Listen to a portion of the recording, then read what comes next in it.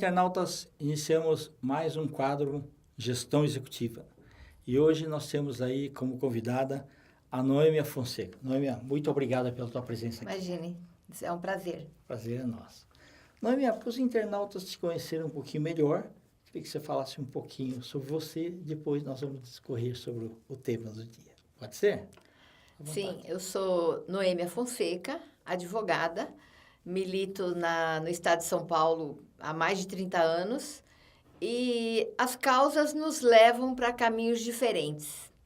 E nessa trajetória eu já me candidatei anteriormente a deputada estadual e sempre envolvida em causas que têm no centro a mulher. Essa preocupação nasceu talvez da própria dificuldade da vida, pelo fato de eu ter que, muito cedo, cuidar dos filhos também sozinha. Isso me fez entender melhor toda a problemática que envolve a mulher durante a sua vida, especialmente num país como o nosso, no Brasil, né? E em São Paulo, onde a competitividade coloca a mulher sempre numa situação mais fragilizada, infelizmente. Ok. Noêmia, deixa eu perguntar para você o seguinte. O que a lei chama de alienação parental? Então, antes dessa lei, da qual eu vou discorrer um pouquinho, que é a Lei 12.318 de 2010, votada pelo Congresso Nacional durante a Copa e na calada da noite, num pacotão da Copa. Então, é uma lei que não foi discutida por quem deveria. No caso, o CONANDA, que é o Conselho Nacional da Criança e do Adolescente, que deveria ter discutido a lei e ter já assuntado as possibilidades dessa lei ser um tiro no pé para as mulheres, para a infância em geral. Mas como isso não aconteceu, a lei veio sendo aplicada. E só agora as famílias, as mulheres, as mães se deram conta de como essa lei é prejudicial. Essa lei, na verdade, quando ela foi criada e aprovada, ela tinha como objetivo proteger a criança, pelo menos aparentemente. Porque as discussões sobre, depois da lei do divórcio, as separações, mesmo quando o casal vive em união estável, quando tem filhos, sempre fica uma discussão se uma das partes está ou não usando a criança como moeda de troca. Ou seja, então a mulher, segundo o grupo que aprovou essa lei, a mulher usa a criança para impedindo que o pai a veja, então ela pede mais alimentos, ou então ela dificulta o relacionamento que ele está tendo com outra pessoa. Normalmente essa lei atinge mais a mulher porque, segundo dizem, a mulher manobra melhor a criança porque ela tem a guarda da criança. E por conta disso, então, um grupo de pais separados impulsionou a criação dessa lei com, na época, o deputado federal Régis de Oliveira, para que essa lei, então, viesse proteger a criança, para que ela não sofresse psicologicamente com essa disputa entre os separandos, entre os divorciandos. Mas isso, no começo, tinha essa conotação. Com o tempo, essa lei, que tem um artigo, que é o 6º, que diz o seguinte: se a mulher fizer uma acusação contra o pai das crianças, por exemplo, fizer acusação de abuso sexual, de maus tratos, e se ela não provar esse abuso ou esse maus tratos, a guarda será invertida. Entendi. Por isso que falam até que é síndrome. Então, por que síndrome? Porque, segundo um psiquiatra, que nem psiquiatra era, americano, chamado Richard Gardner, ele desenvolveu um estudo em cima de pessoas que foram abusadas, uma quantidade enorme de crianças e jovens abusados. Ele fez um estudo e descobriu que essas pessoas que eram abusadas sexualmente, elas, na verdade, não sofriam tanto quanto se imagina, mas que sofriam só psicologicamente, e aí ele desenvolveu a síndrome da alienação parental, ou seja, o abuso sexual deixou de ter importância e passou a ter importância o que se faz a respeito disso. Como se passa isso para a denúncia? Então, as mães que denunciam, elas passaram a ser consideradas loucas, desequilibradas. E isso vem de encontro até a uma política internacional que existe de grupos de pedófilos que tentam colocar que a pedofilia não é o fim do mundo. Que isso, inclusive, é aceito por várias civilizações. E que a criança precisa ser dessensibilizada. Ou seja, ela tem que se acostumar com a pedofilia. E, com isso, para contrapor, então, aquele pensamento de rejeição que toda família tem, a respeito da pedofilia intrafamiliar, que é a pedofilia praticada pelo pai, pelo avô, pelo tio, pelo novo companheiro, ela precisa ser mais aceita, com um pensamento mais elástico, de permissividade. Por conta disso, essa síndrome, que foi defendida quando o Richard Gardner era vivo, foi passada para o mundo inteiro. E aí as mães contestaram. A contestação começou agora, quando a ficha caiu. Sim. Mas, desde aquele tempo lá, a Organização Mundial de Saúde nunca reconheceu a síndrome de alienação parental como doença. Ela não tem CID. Entendi. Então, se ela não tem CID, é uma teoria.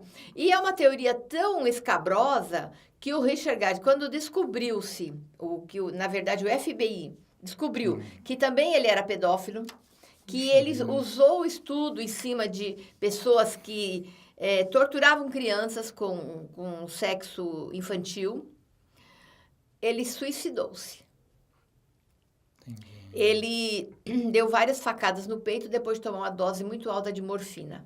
Isso minutos antes do FBI invadir o consultório dele, porque iria pegar um arsenal enorme de estudos, mas que, na verdade, ali era o uso e talvez até ele insuflasse que pessoas fizessem sexo com crianças e jovens, filmasse, relatasse, para que ele pudesse ter como base de estudo. Entendi. Então, isso era uma rede.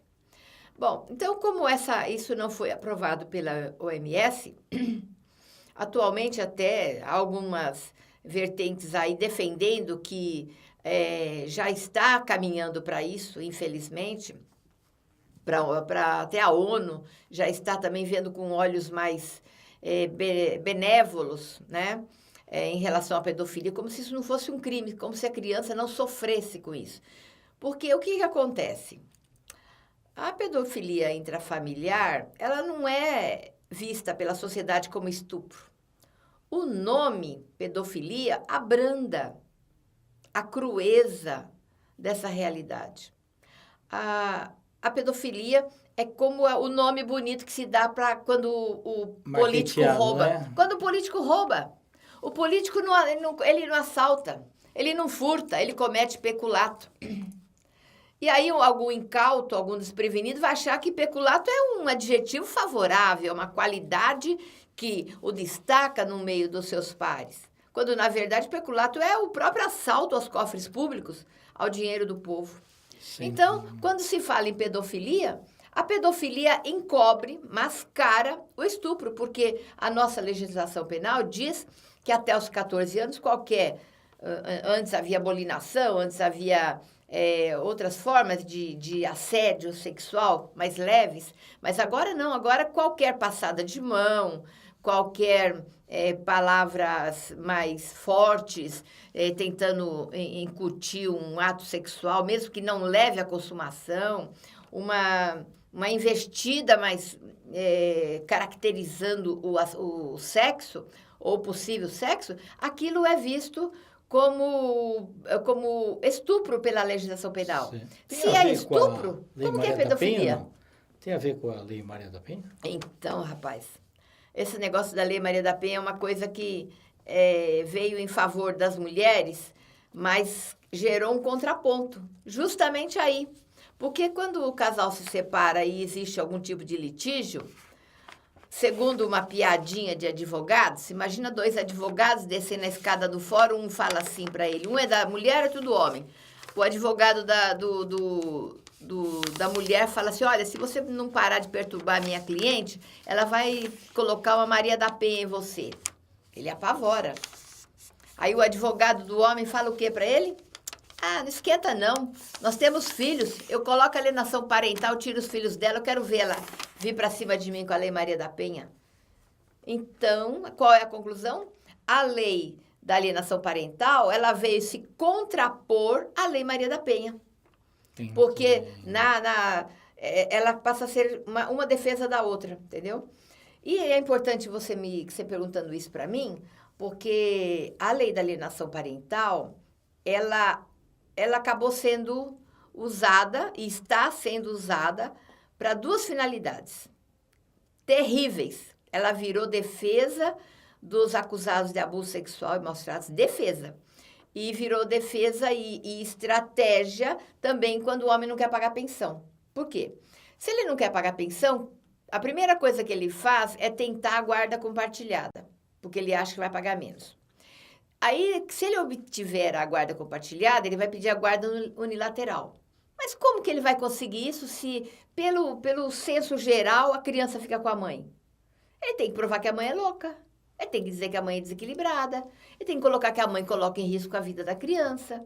Ele tem que dizer que se a mãe faz tudo isso, ela é uma alienadora parental. Se ela é uma alienadora parental, o que a lei prevê? A inversão da guarda.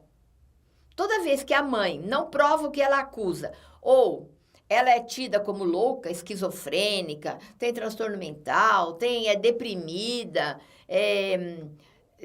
gastadeira, ela é alienadora parental. Se ela é alienadora parental, ela faz a cabeça da criança contra o pai por qualquer motivo, e nesse caso, tenta-se tudo. Primeiro faz os estudos psicossociais, aí o juiz manda fazer acompanhamento psicoterapêutico, em alguns casos manda até tomar remédio por 1 ano, 1 ano e meio. Imagina, o juiz disse, vai tomar medicamento por 1 ano.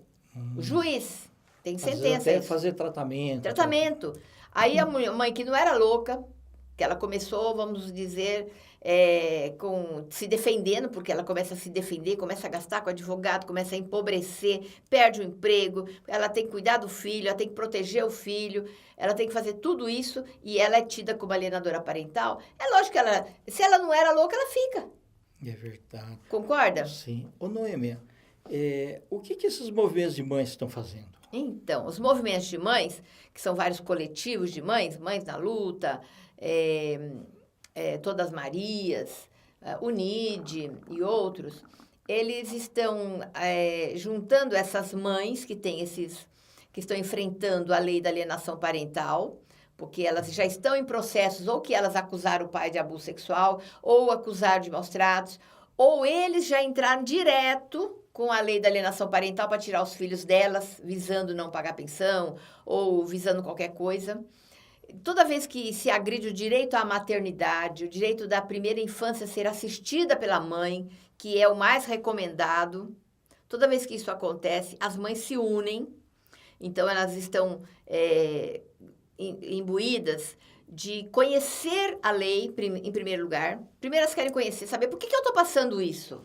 Porque se eu sempre fui uma boa mãe, por que agora eu sou tida como alienadora parental, corro o risco, estou com uma espada na minha cabeça e vou perder meus filhos para o pai que nunca ligou, que isso é uma coisa bastante comum, para os avós paternos que nunca tiveram aquela proximidade. Por que eu vou perder a guarda dos meus filhos? Ela vira uma leoa. E ela passa a lutar ferozmente para não perder isso. E é nesses grupos que elas encontram forças, conhecimento jurídico, apoio jurídico às vezes, apoio psicológico. Amparo, né? De modo geral. Amparo, é uma mãe amparando a outra. E toda vez que uma tem uma pequena vitória, comemora-se junto. Mas hoje a lei está amordaçando mães e crianças, porque na justiça a criança não tem voz. Quando você começa todo o processo jurídico, o advogado da mãe normalmente pede para que a criança seja ouvida. E a maioria, 99% dos juízes não querem ouvir a criança, eles não querem levar aquela história para o travesseiro deles. Eles não querem.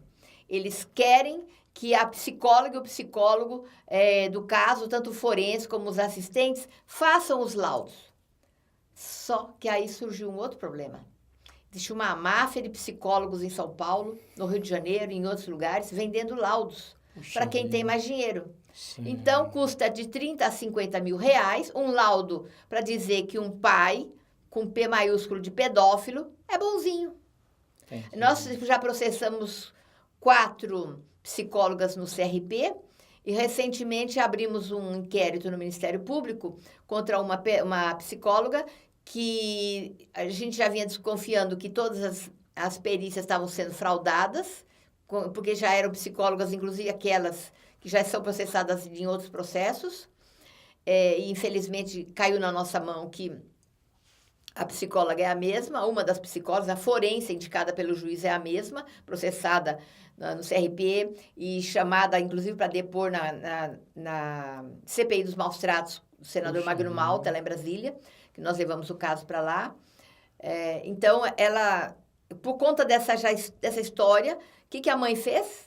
A mãe fez o que deveria ser feito em todas as sessões. Gravou a sessão. Colocou um gravador na menina, no lugar que a psicóloga não pegou, porque a psicóloga também tem uma estranha postura de apalpar a criança quando a criança chega. Talvez ela tema que tivesse realmente um gravador, mas a mãe conseguiu colocar um gravador num local inacessível e ela não viu e gravou a conversa, a menina contando o abuso sexual do pai, da avó, do avô, a coisa do lado paterno, a coisa é familiar, coletiva já. Entendi. Ela gravou tudo isso e quando o laudo chegou, o laudo não constava os desenhos que a menina fez, que é uma coisa obrigatória, porque ela fez desenhos para mostrar o cenário da vida dela, como que é na casa da avó, na casa da mãe, com o pai, Então, ela fez vários desenhos e a perita, a psicóloga, simplesmente omitiu todos os desenhos, omitiu a existência deles e omitiu as palavras da menina e concluiu que a mãe é infantil, que a mãe, ela buscou... Superprotetora, buscou outros elementos e dimensionou esses elementos em detrimento da verdade, que é o abuso que a menina contou, que a menina vem contando há 4 anos. Sim. Então, se uma criança não mente, e se ela tivesse supostamente comprado a história da mãe, ela não ficaria por 4 anos contando a mesma história. Sem dúvida. Seria impossível isso, impossível. A psicologia mostra que crianças na fase de 0 a 4 anos, elas se apoiam nas memórias que têm a respeito de fatos concretos. Depois dos 4 anos, ela passa a ter possibilidade de guardar textos, tudo mais, mas até os 4 anos, ela é baseada na concretude. Então, se isso aconteceu aos 3 anos, ela estava na fase que ela só se lembra de fatos que ela vivenciou.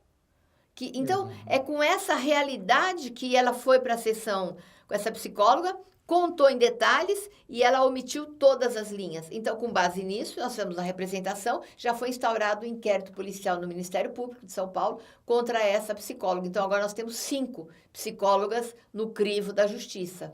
Tá. Noêmia, na sua opinião, é necessário revogar essa lei? Com certeza. Por que revogar a lei? Porque essa lei é uma excrescência. Pensa bem, se uma das partes está mentindo, se a mãe acusa o pai de um abuso que ele não cometeu, e lá no final do processo existe a prova que ela realmente mentiu, não existe já a denunciação caluniosa? O nosso Código Penal já não previa isso? Como é que viviam as pessoas antes dessa lei? Toda pessoa que mente a respeito de um processo, imputa um crime a uma pessoa que ela não cometeu, já tem a denúncia caluniosa. Ela já responde, já tem, inclusive, penalidade para isso. Então, você fazer uma lei especificamente para isso é a mesma coisa que você fazer o seguinte, então vamos fazer uma lei sobre pessoas que depositam um cheque pré-datado antes da data. Já tem lei que prevê o que acontece num caso ou outro cheque, é considerado à vista, em qualquer circunstância, e aí discute se tem um contrato, se não tem, mas já existe uma previsão legal. Se você disser assim, não, então vamos fazer uma lei para dizer que se o motorista do ônibus der uma freada e derrubar o passageiro, ele tem que ser criminalizado por isso. Então, a gente vai ter que fazer leis específicas para todos os fatos pormenorizados, quando já existe uma lei que prevê de uma forma ampla cada fato, basta a interpretação da lei. Ou para que nós temos juízes? Para que o nosso poder judiciário está aparelhado? É verdade. Eu não ia até perguntar para você. Os políticos entendem isso e a classe jurídica? Os políticos não entendem muito, não, porque, na verdade, a lei da alienação parental virou uma espécie de grife. Ficou bonito dizer que apoio a lei da alienação parental. Porque Virou marketing. Virou marketing, porque a pessoa alega o seguinte, o advogado, que ele se gaba de ser um entendido em alienação parental, ou seja, não, no meu escritório, se o pai ou se a mãe procurar para me contratar, porque o outro está fazendo a cabeça da criança, impedindo o convívio saudável com o meu filho, com o filho, eu sou especializado nisso. Então, parece até que, de repente, advogados e juízes viraram pacificadores de conflitos familiares. Quando, na verdade, se o advogado age dessa forma, num primeiro momento, e ele não apura a realidade, ele, na verdade, é um insuflador do conflito. Ele está ganhando dinheiro para isso. Virou, inclusive, um nicho financeiro de alto poder aquisitivo, porque quem briga pelo filho normalmente, em situações, é quem tem um poder aquisitivo melhor. O pobre, o homem pobre, quer que a mulher morra com aquela criança. Quando ele é muito pobre, que ele não tem condições, talvez eu tenha exagerado a minha palavra morra, mas com certeza exagerei, me peço até desculpas aos internautas, mas acontece o seguinte, se você for para as varas de família para ver aonde está o filão mais pobre da sociedade, a mulher está lá sozinha pedindo alimentos, ela está executando, não acha o pai da criança, ele sumiu, ele está desempregado, ela fica na mão. Não é à toa que a maioria das mulheres, principalmente da classe média para baixo, cria os filhos sozinha. É verdade. Então, quando o homem começa a brigar que quer o filho, pode crer que ele tem dinheiro. Ele tem dinheiro e não quer pagar uma pensão gorda, que ele acha que a mulher está gastando o dinheiro dele, ou ele tem más intenções, que infelizmente nós encontramos professores, políticos, empresários, gente muito bem, vamos dizer, graduada na pirâmide financeira, que são alvo de processos horríveis envolvendo as crianças. Certo. Então, aí quando você me pergunta dos políticos, os políticos, eles não querem ser antipáticos à população. E faz o marketing. E faz um trabalho assim, não, eu sou a favor da lei da alienação parental, mas se eles conhecerem o que realmente acontece com mães que são hoje amordaçadas, não podem nem real, denunciar. né? Hoje as mães têm medo de denunciar. Quando ela sabe da história de uma mãe que denunciou e está correndo o risco de perder o filho, ela, desconfiando que está ocorrendo abuso, ela prefere fugir, ou tem mães que até ficam quietas. Tem mães, e também tem mães que, nisso na camada mais pobre também, infelizmente, muitas mães aceitam o abuso como forma de sobreviver naquele casamento ou naquela união. É uma coisa horrível por falta de autonomia da mulher, por isso nós temos tanto que brigar pela independência financeira da mulher, para que ela não dependa do homem, não se sujeite, ela e os filhos, a situações humilhantes, tão ruins como é o caso do abuso, maus tratos, a violência, a agressão, né? É todo um contexto, a gente sabe disso, e passa pelo social, passa pela educação, né? Mas você me perguntou da classe jurídica, né? Isso. Por incrível que pareça, a própria OAB São Paulo faz um marketing enorme em cima da lei da alienação parental. Escolheram a alienação parental como mote para a campanha agora dessa gestão atual da OAB São Paulo.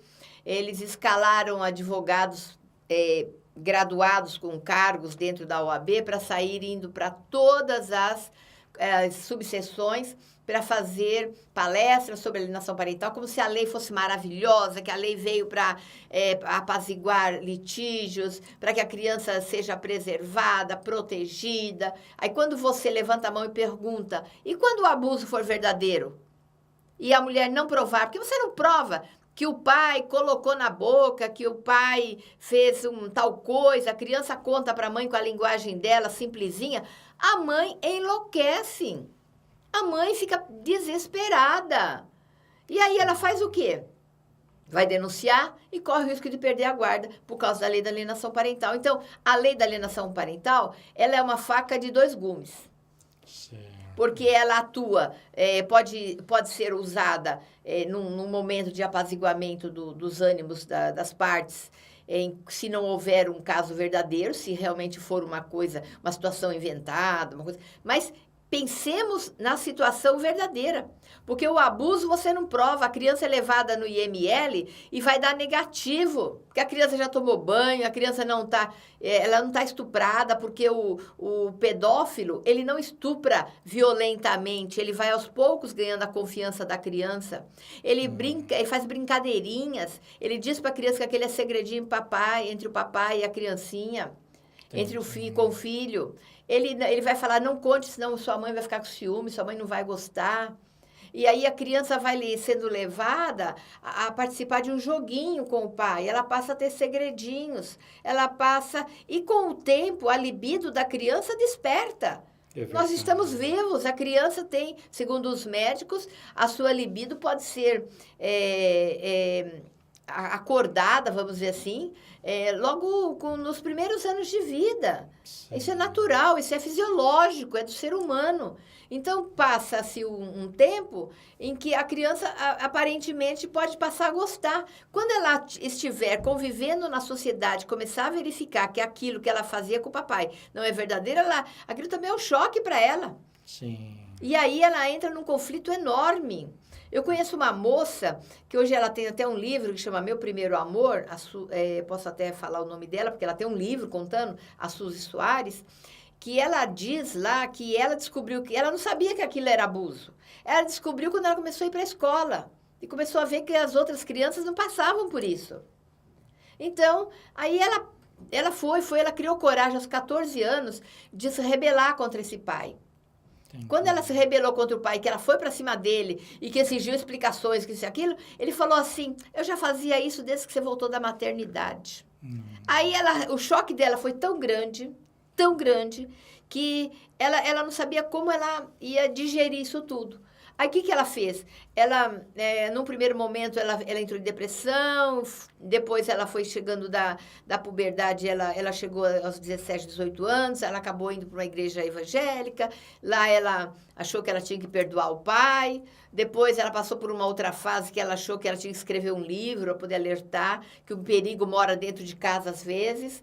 Sim. E aí ela escreveu esse livro e hoje ela dá palestras e deu uma palestra, inclusive, lá na UAB, no período que eu fui presidente da Comissão da Mulher Advogada, da UAB Lapa, e o assunto foi muito comentado, porque causou espécie, porque as pessoas não sabem o que acontece na casa do vizinho, a mãe, às vezes, não percebe, e aquele ditado antigo que a mãe falava, né? Toma cuidado, se alguém na rua te oferecer uma bala, falar qualquer coisa com você rejeite.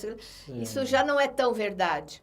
Hoje, o perigo mora dentro de casa. Tá bom. Noêmia, nós estamos finalizando nosso programa, tá? Muito obrigado por todas as explicações. Você quer deixar algum contato seu?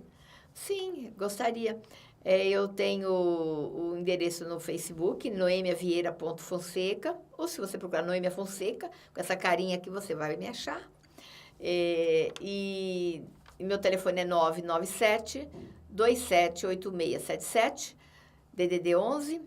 E agora, nesse momento, estou aí num momento político, mas é sempre em prol da mulher, brigando pelas mulheres e brigando especialmente pela infância, porque a infância no Brasil está desprotegida com essa lei. E o pior é que no mundo inteiro a gente está enxergando um movimento, às vezes a favor e às vezes contra. Essa semana, né, em Buenos Aires, foi rechaçada a síndrome da alienação parental. Ela foi desaconselhada pelo Conselho Regional, pelo Conselho Federal de Psicologia. Então, isso deve influenciar, porque elas estão tentando implantar essa lei também. No Uruguai, um grupo de mães do Brasil esteve lá e conseguiu afastar totalmente essa lei da alienação parental, mostrando os malefícios dela. E na Espanha também nós já temos lugares onde ela foi afastada.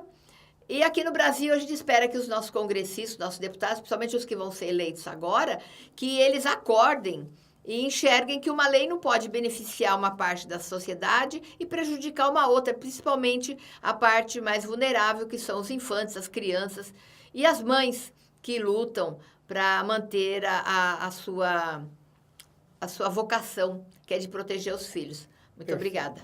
Muito obrigado. Imagina. Internautas, então, com os agradecimentos à Noêmia Fonseca, nós finalizamos mais um quadro de gestão executiva. Um grande abraço e até a próxima.